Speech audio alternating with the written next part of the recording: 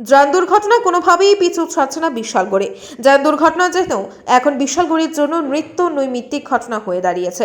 মঙ্গলবার সিপাহীজলা অভয়ারণ্যের সামনে জাতীয় সড়কে ভয়াবহ যান দুর্ঘটনা সংঘটিত হয়। দুর্ঘটনাটি হয় ব্যাটারি চালিত টমটম এবং বাইকের মুখোমুখি সংঘর্ষের কারণে। এই দুর্ঘটনায় ব্যাটারি চালিত টমটমে থাকা দুইজন যাত্রী আহত হয়েছেন। এর মধ্যে একজনের অবস্থা আশঙ্কাজনক। শুক্লা শীল নামে মহিলা যাত্রী, যিনি মাথায়, চোখে এবং মুখে আঘাতপ্রাপ্ত হয়েছেন।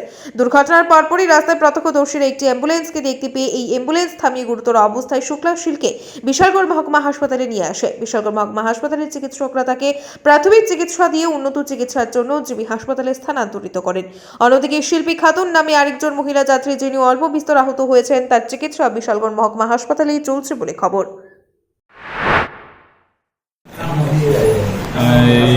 কিছুক্ষণ আগে একজন মহিলাকে নিয়ে আসে আমাদের হাসপাতালের অ্যাম্বুলেন্স, অন্যখানে যাচ্ছিল কাজে।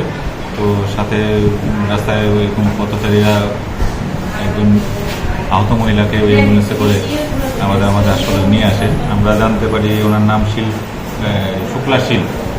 তো যা আমরা ঘটনার বিবরণ পেয়েছি যে উনি রাস্তায় যান দুর্ঘটনায় আহত হয়েছেন এবং আমরা দেখতে পাই যে ওনার মাথায় যথেষ্ট আঘাত আছে এবং মুখে এবং চোখেও আঘাত আছে।